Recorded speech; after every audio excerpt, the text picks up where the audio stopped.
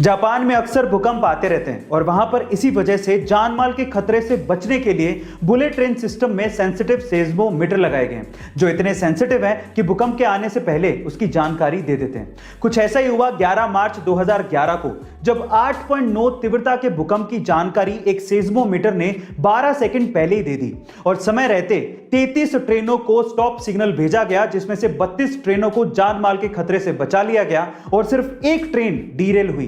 Guys, आपको seismometer की ये टेक्नोलॉजी कैसे लगी कमेंट सेक्शन में जरूर लिखेगा और ऐसे अमेजिंग वीडियोस के लिए शेयर, सब्सक्राइब एंड लाइक। मिलते हैं अगली वीडियो में।